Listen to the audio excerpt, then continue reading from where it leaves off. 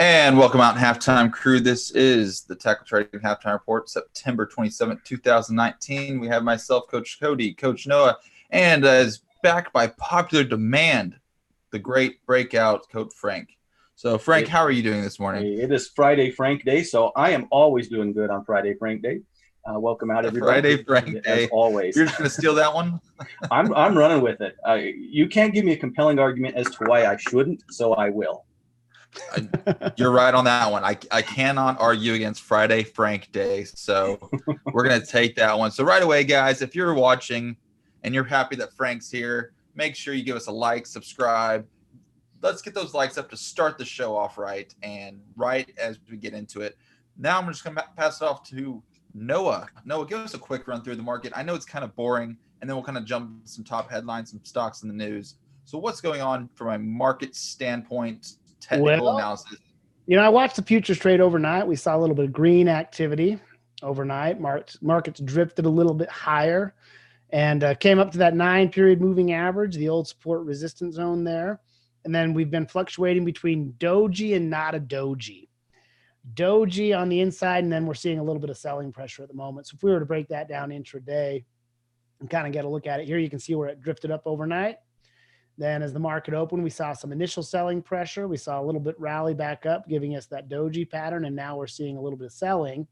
We saw a little spike right here, right there at the 11:30 hour Eastern there. And so, a little bit of selling pressure kicking in, and then it's just stabilized. And here we are. It's just another inside candle. Again, we're hovering above that 50-period moving average. And then there's a big key support zone down here in that 2,950 to 2,940 ballpark. We're just going to keep an eye on that. Otherwise, it's been a pretty quiet day as I look across the market. A lot of stuff looks the same chart-wise. You're seeing a lot of synchronicity in the market, and very few big movers either direction. Couple of stocks popping up, couple of stocks popping down, but nothing crazy out there. So in a lot of words, you're telling me the market is boring. No, I would never say the market's boring. I just think it's like a day where you just don't have any stress. It's market's always thrilling and exciting. There's just nothing getting my blood pumping today.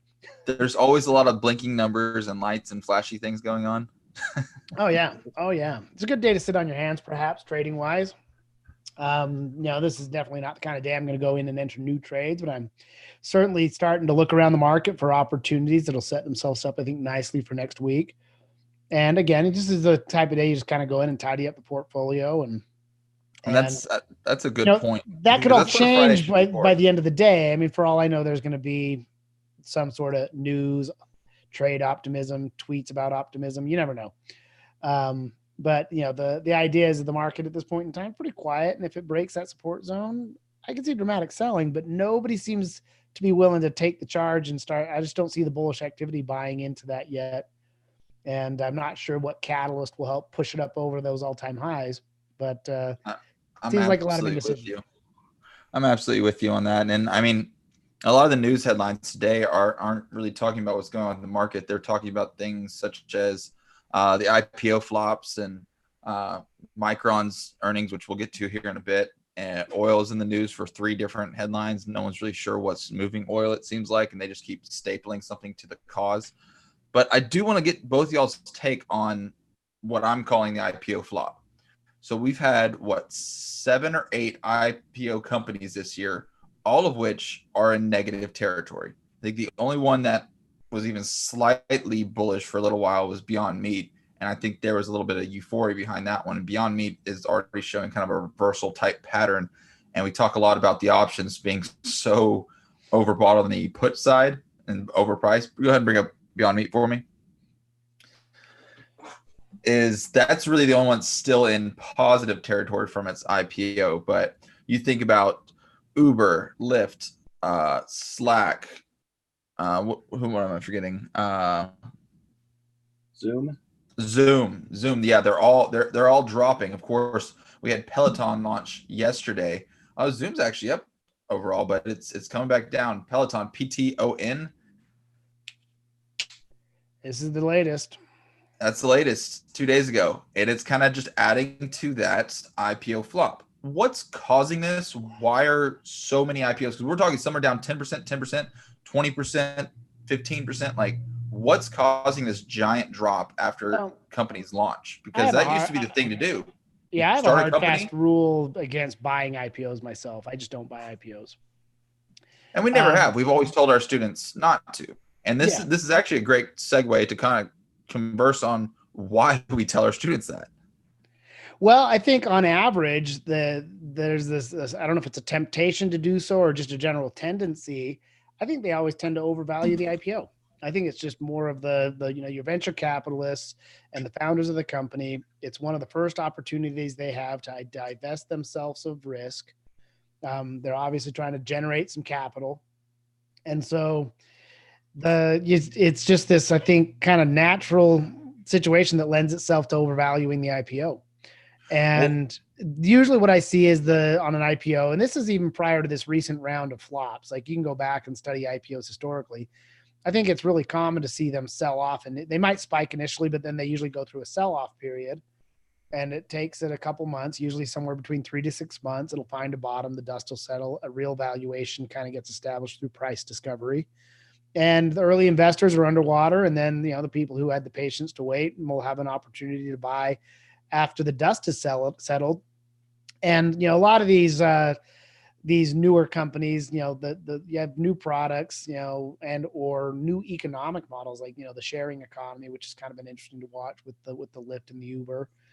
And the Peloton, I think, is just a really fancy overpriced product.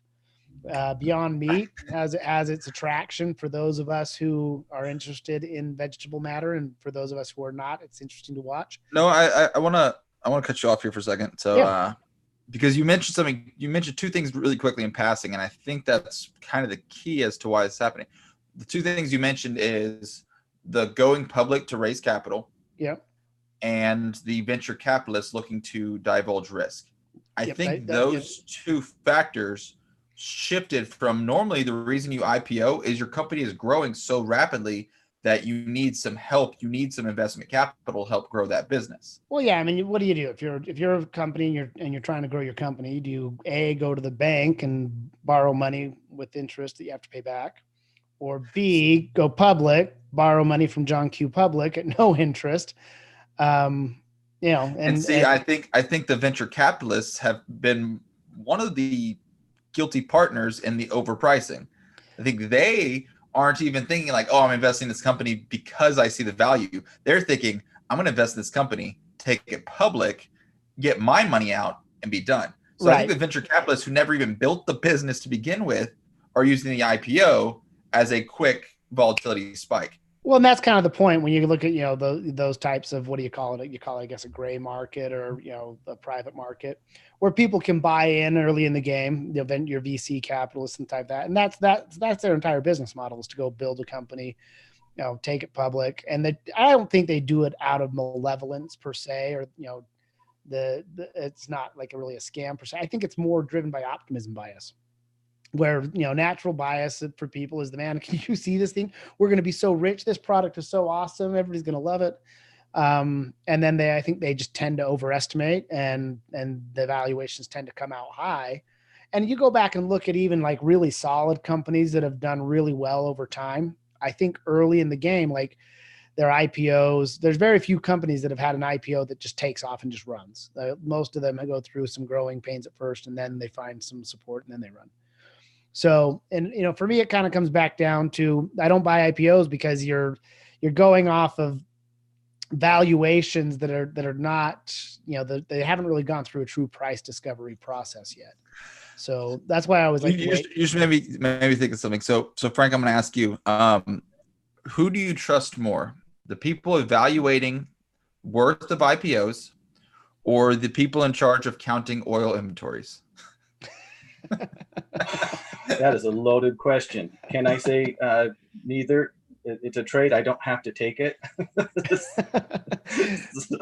As a trader, yes, you can. There you go. I'm not even going to sell a 3 delta put on the answer to either of those at this point in time. I mean, Noah hit it best though on the IPOs. For a long time, it might feel new because we've had a bunch of big name IPOs lately, but we're getting lots of IPOs every year, and most of the time they're little companies that most of you probably haven't heard of. I haven't heard of a lot of them.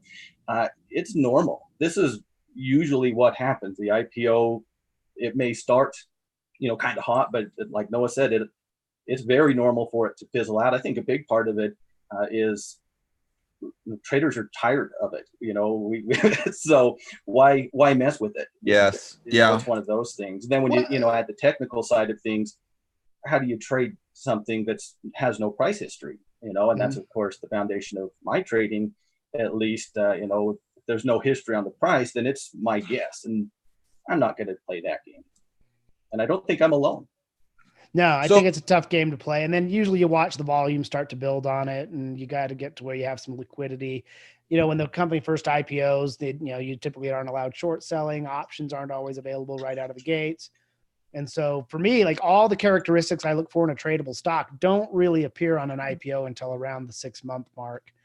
Hard to borrow. They have borrowing fees. Like just Swin everything about it. Yeah, Swin in the chat mentions wait for a year. That's not a bad idea. And it's the fear. I think it's the fear of missing out that drives people to want to get in on that early in the action. And I do believe it's the optimism bias that drives the overvaluations, and it is also what drives the early investors. The people who want to get in on the ground floor as it goes public, because of that fear of missing out. I think FOMO should be something Father Sakaduchi needs to talk about. It probably is a cardinal sin if you think about it, because it's one of those things that drives us to trade impulsively and to pull the trigger too soon. And again, we were talking about this in the lounge this morning. We were just having a conversation on, buying with confirmation using alerts versus using like a contingency order. And my comeback or my response to that was, well, you don't ever really need to get in. Just like Frank said earlier, it's a trade. I don't have to take it. I don't have to get in. But if you're using like, an exit strategy, a contingency order is going to be better than an alert, because an alert doesn't actually guarantee an exit. Alerts oftentimes just guarantee that you start rationalizing your decisions on the trade. Yep. So, hard exits, and you can do alerts for entry and that type of thing. But again, and I don't really feel the urge. There's always going to be an opportunity to buy in. You don't have to rush in and get in first in line. It's not like you're standing in line waiting for that new iPhone. You'll have your opportunity to buy. There's always going to be a good technical signal at some point in time that gives you a lower risk entry. And that's actually that was something that I remember long ago that Matt and Tim were having a conversation on, and they were talking about the bias that we have about, we remember when something was a certain price. So it makes us hesitant to buy something at whatever its current price is, because we're like, oh yeah, but at one point in time, it used to be at this X lower price, really down below. Like Amazon, it's like, oh yeah, Amazon's trading thousands of dollars now, but remember when it was in the hundreds? And it makes you hesitant to want to spend the thousands of dollars now to invest in it. But it's like, wait, but now it's a stronger company. It has stronger signals. It has a better setup. So as a trader, we should be looking for the better setup, signals, investment. But as consumers, we see price and we're like, ooh, I can't do that.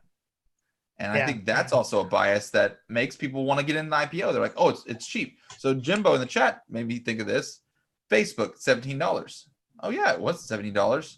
Facebook also has different setups now than it did back then. That Facebook at 17.55, but it IPO'd, it ran down, and then it ran up. So, look back at that history there. But the hindsight is 17. What did it IPO at? So hindsight, you look back saying, oh, what if I could have gotten it at the absolute bottom? 41. Yeah. So this is a good example of an IPO. I mean, granted, this has grown into a big giant. But again, looking at that history, IPO'd at 42, dropped to 17. If you bought in early, you hurt. If you panicked and sold, you hurt more, because then you watched it run up to victory without you. Yeah. And how did so I think a lot of it depends on your time frame. Like if you are truly an investor and you're a value investor and you want to buy and hold for the long term, buying the IPO is probably not the worst thing in the world. But again, if you know that there's a general tendency, you can always buy in at any point in time with a controlled risk entry. And again, hindsight being 2020, that's your hindsight bias kicking in too. And we have this strong tendency to say, oh yeah, I totally could have picked off the bottom, or I totally would have bought here. Yeah, No, yeah. no. No. You don't ever have the information you need at the time to make the decision Yeah, at always that assume that time. you won't pick the top or the bottom, and you'll almost always be right. You'll do better. In fact, go into every trade assuming you're dead wrong. That's Mm-hmm. I think the key to success is go in assuming you're going to be Yep. wrong and it's going to be an expense trade, and just have a good position size and a stop loss or a risk management plan. And you'll do better, going in and trying to, control and manage the downside than trying to predict that future upside. We always think we're going to be, I forget his name, from Back to the Future 2, where when he went back and he got the Biff. sports guide. Biff. How could you forget Biff. Biff's name? Oh my youngin? God. He's not sorry, old enough Biff. to have watched Back to the Future 97 times. Hey, I saw Back to the Future in the theater. I remember going to nice. theater, and I'm pretty sure I was wearing OP corduroy shorts, tube socks, some Vans, and a some sort of a t-shirt, print. It was hardcore 80s back in the day. But yeah, everyone thinks like, oh, if I was only Biff, it's like, yeah, that's why it's in the movies until we invent some time travelers or until the Simpsons writer tells us how he does it. I'll tell you what, those Simpsons, that stuff makes me think. I'm not sure about that. You are my density. Jimbo's killing me this morning. It was on point this morning. Fantastic. All right. Well, actually, something that's kind of exciting now that we're talking about a little bit of movie writing. Not really much to do with the markets aren't caring. We looked at it. Disney and Sony are back to the table, and they're going to release or start working on the Spider-Man 3 movie. I know, big headline today, guys. Get excited.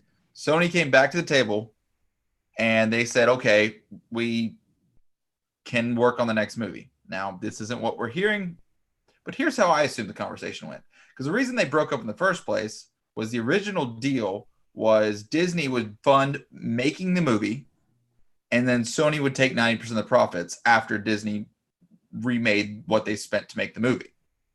So Disney was only making 10% profits off the Spider-Man movies. Disney said, hey, we're doing all the work. We're taking all the risk. Why don't this be a 50-50% payback and then a 50-50 profit taking afterwards? And Sony was like, no, we own all the rights to Spider-Man. We're not doing that. Disney said, fine. And they walked. But I think Sony realized that the movies did better when they're entwined in the Marvel universe than they did alone. And I think that's why they're coming back. Well, let's take a look. Disney's flirting with the support zone. Yesterday, it looked like it broke down.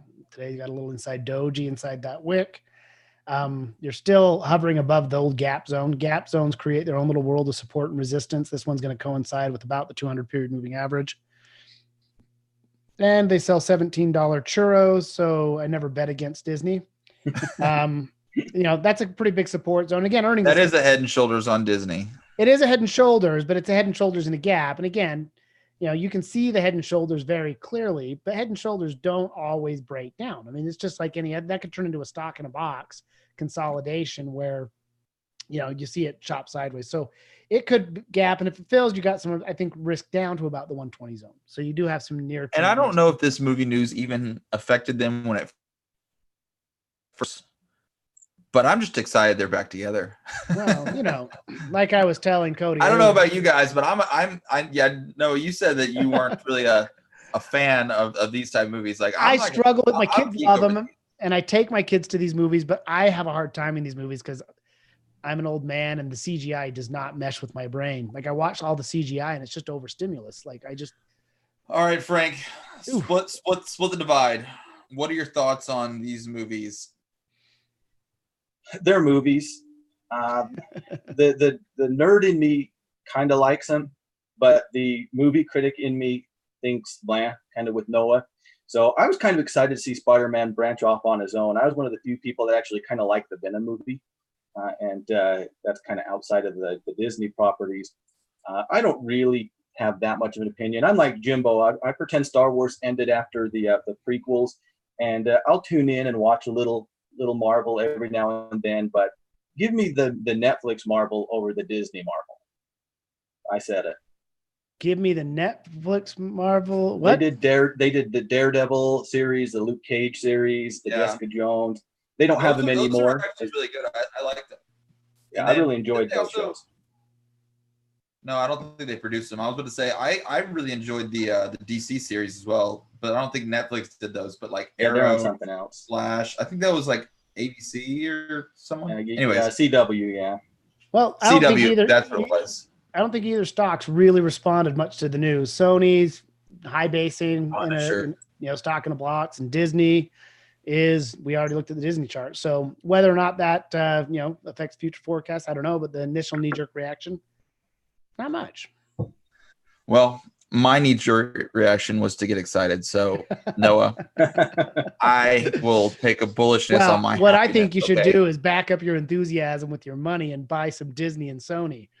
You know what? I might go sell some puts on Disney right now because I'm never going to buy something at retail, but I will always buy it on sale. So I might go sell some puts on Disney right now because Disney was the very first stock I bought back in, what was it, 2012, 13, something like that. Back when I literally thought all right, here's a confession of mine, which is really just a newbie confession, not necessarily a sin.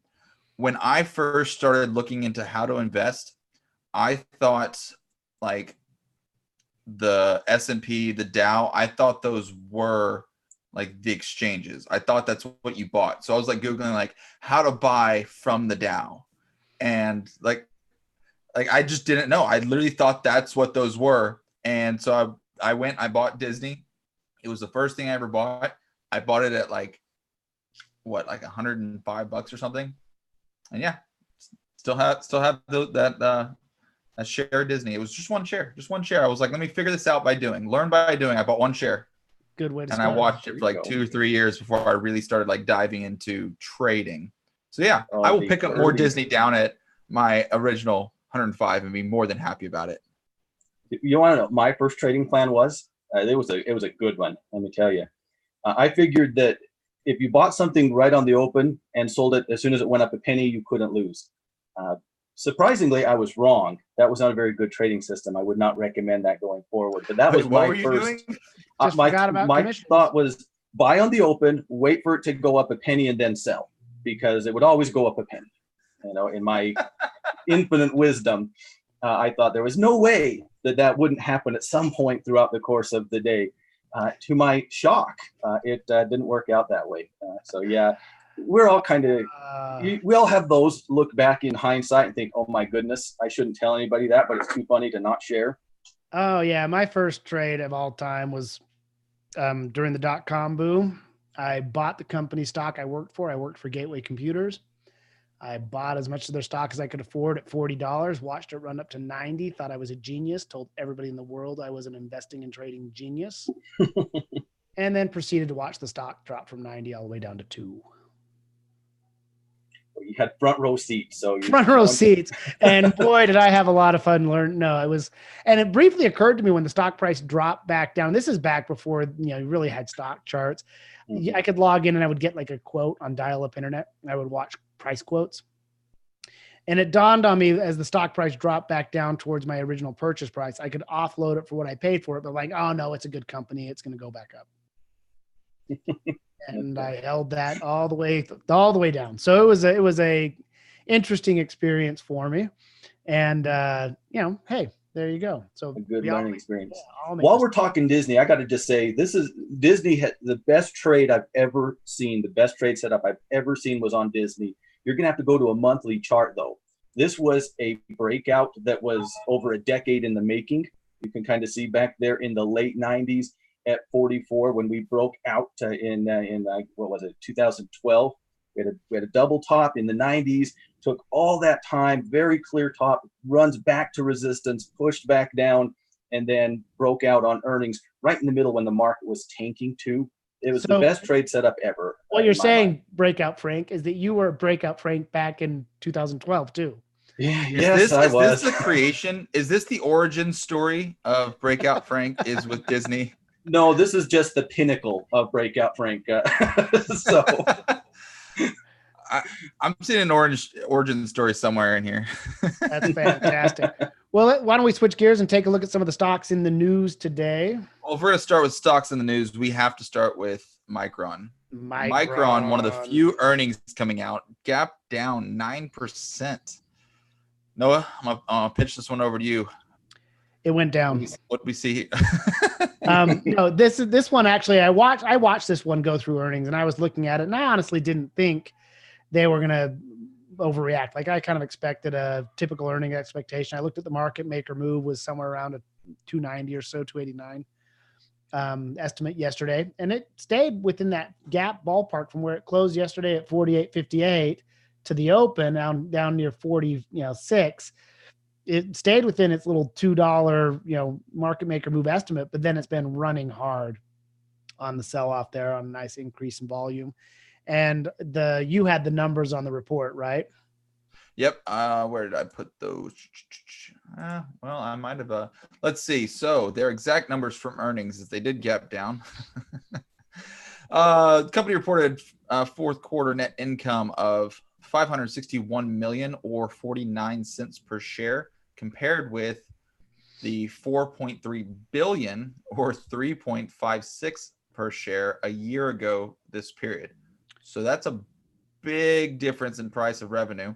The revenue fell from 4.87 billion to 4.8 from 8.4. So big drop in revenue from last year's quarter, and their guidance moving forward doesn't seem to be doing as well as much either. That's one of the biggest reasons we saw the drop here. It was not necessarily their revenue itself, but the guidance moving forward as to what they're going to see in the future. So those two together kind of compounded that they have a big drop in numbers based on same time last year. Yep. So I was looking at managing a trade on that naked puts prior to earnings that were allowed to go through earnings.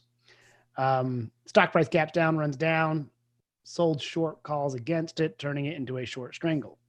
So that's just an interesting little adjustment on that. But that's a pretty solid downward move, lots of downward momentum. I would expect some follow through on that, and I would honestly expect it to come back down and retest this 42.50 ballpark, 43 ballpark, and you can see it all the way down towards 40 now before you see some buyers step in, perhaps. Now I know this might come in later on in our conversation in the scouting report meeting later. Is there anything here momentum wise? Momentum trade, if you feel like you missed it. Now, here's one thing that you might want to consider, just by the way. Our good friend, Coach Slawick, posted this in the clubhouse this morning before the market opened.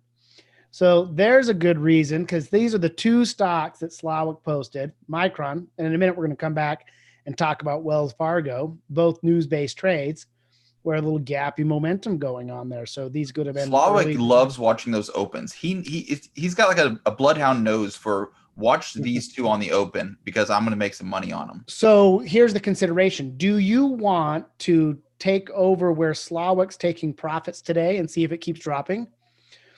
That's the question of the day, because those who were in early are looking to take profits, like the day traders are looking to take profits. And then those who are momentum trading it, would you expect it to keep running down? Well, based off the current information, it's got a lot of downward momentum. That might be the case. But those day traders, I mean, they're oftentimes just looking to take that money and run. So are you willing to take the baton from the day traders and expect that to turn into a continued extended downward swing trade? Not today. Well, I would say the way I would approach that is you take it intraday. You go down to the intraday chart. You can trade the breakdown here with the trail stop. Hey, look, it's right there near the low.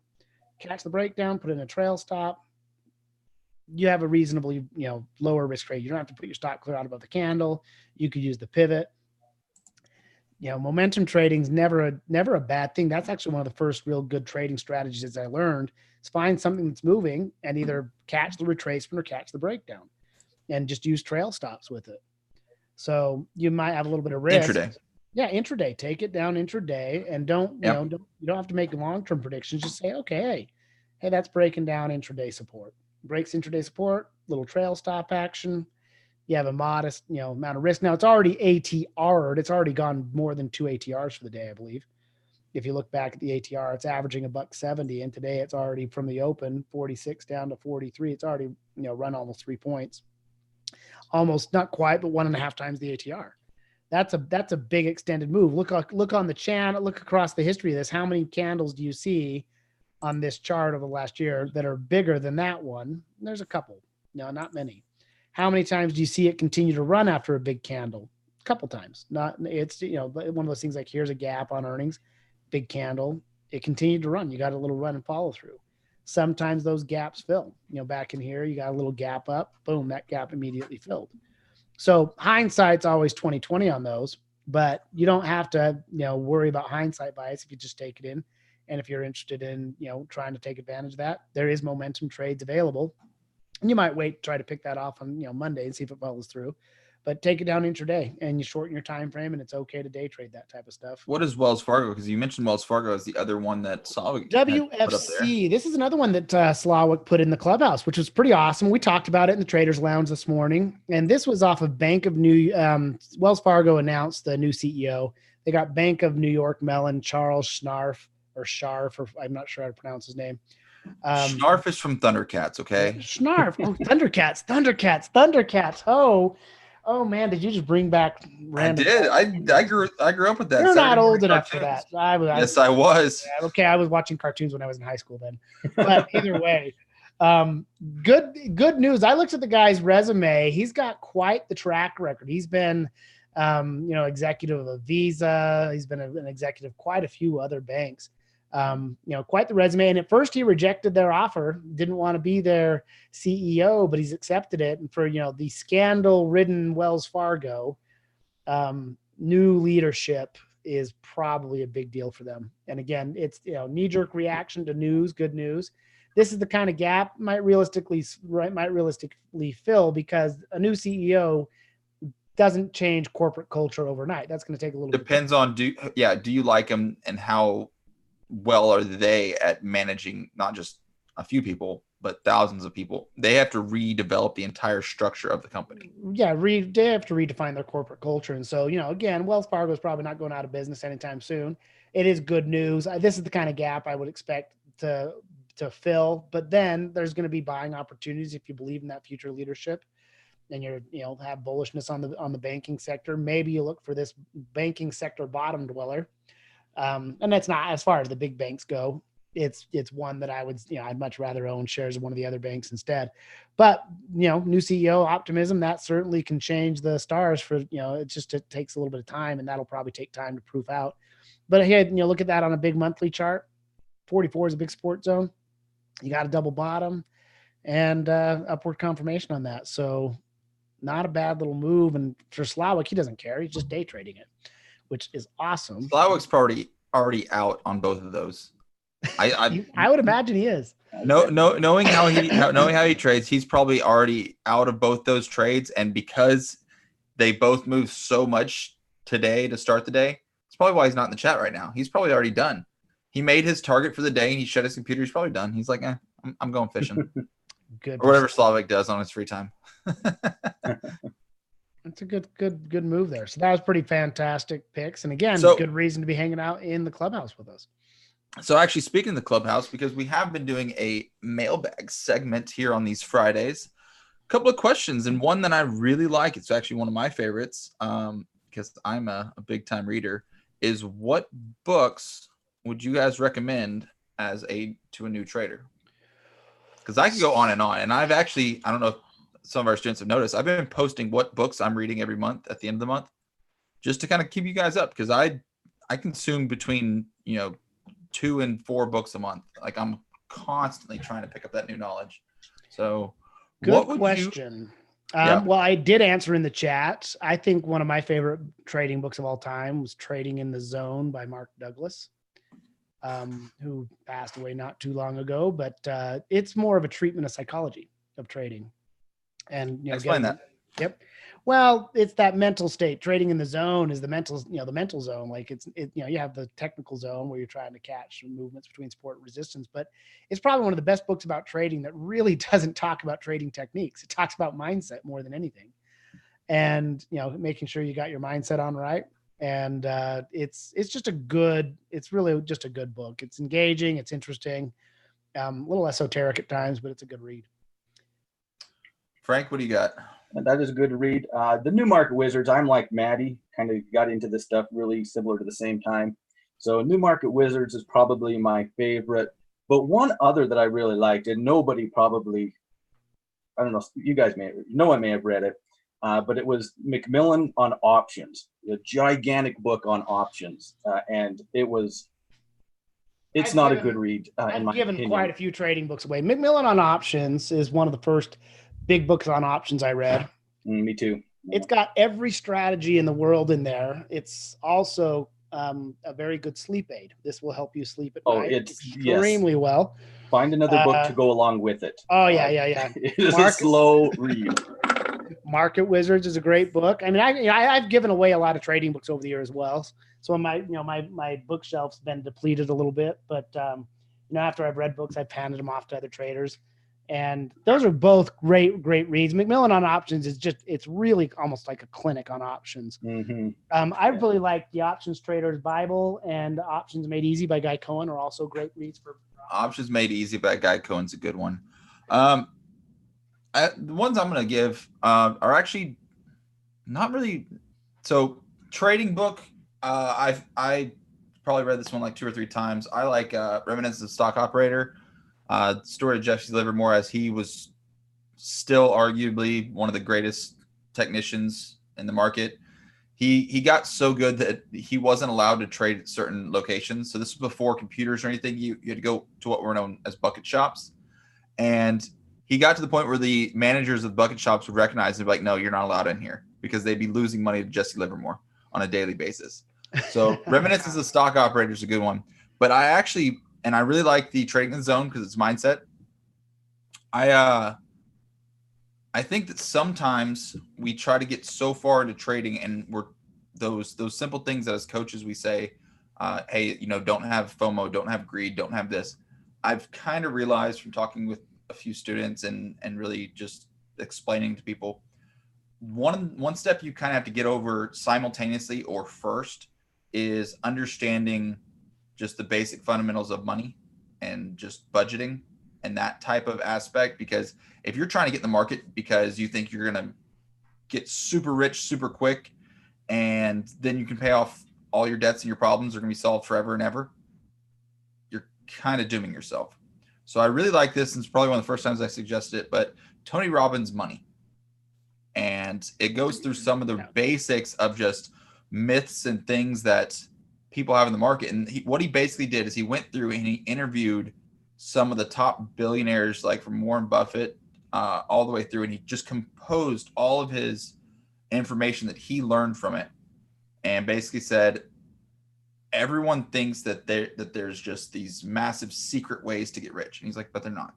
So that book, Tony Robbins' Money, is a really good book just to kind of get all the fundamental basics down for any new trader. Well, I think most of your topics like that, those are the kinds of things that cover your mindset, which are really important. Habits are really important. And then technique. Like there's a lot of really good books there about technique. And I think the best books cover 3 things in the book. They cover your mindset, they cover the methodology techniques you use, and they cover the money management, which made me think of another great book is Trade Your Way to Financial Freedom by Van Tharp. It covers money management extremely well. And those are just phenomenal reads. So that's a great mailbag. Go ahead. That's always a fun question. I'd love that question. I go through it all the time. Let me ask you this: what books are you reading now? At the moment, I'm going back and brushing up on Aftermath because we've got our book club coming up, and that was an interesting read, very interesting read. Frank, are you a big reader these days?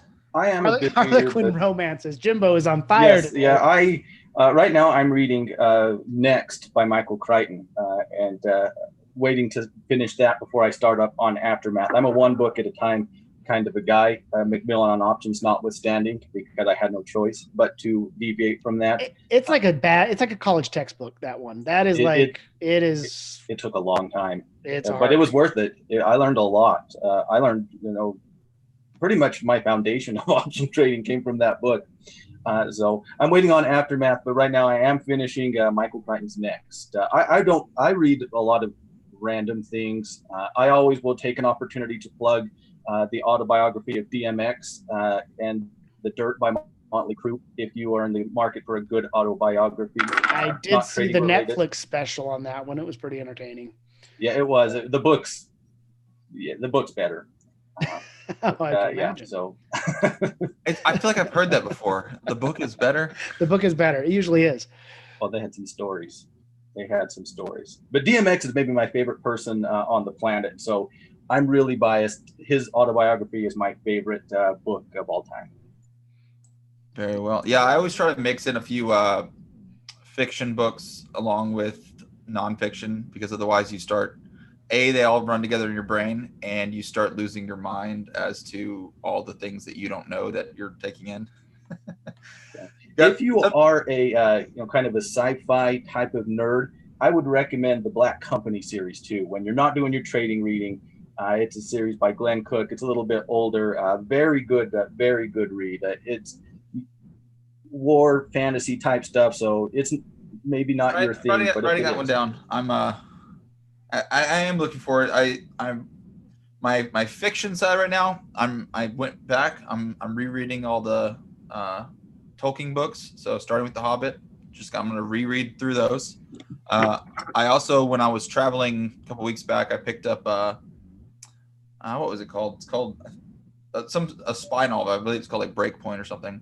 And that one's pretty cool so far as witnessing. It's the basics, the spy thing of top expert spy gets thrown this crazy mission and finds out that the upper management's really trying to screw him over. Like, we've heard the story time and time again, but it's always a fun story.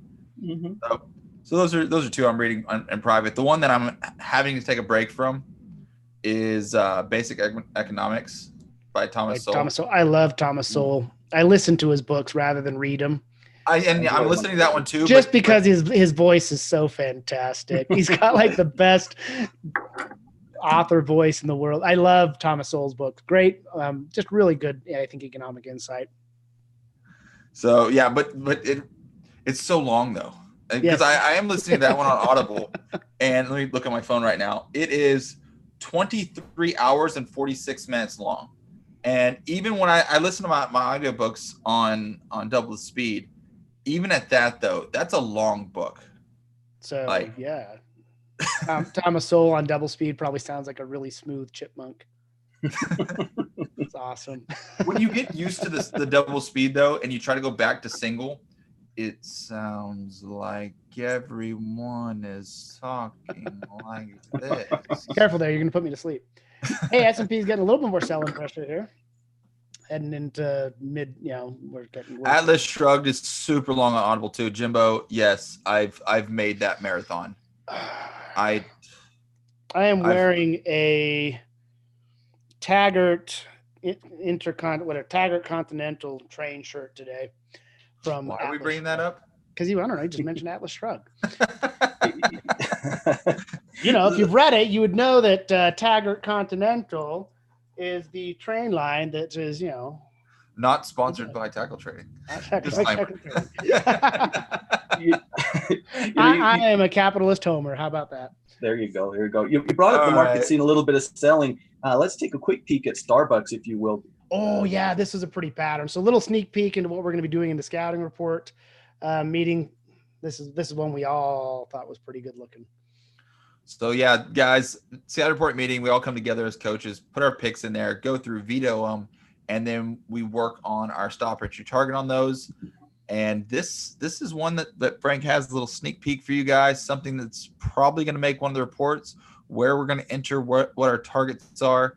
Well, you're going to have to check out the report for that. How we're going to play this one, because Starbucks is a little bit pricier stock, probably end up on the options report.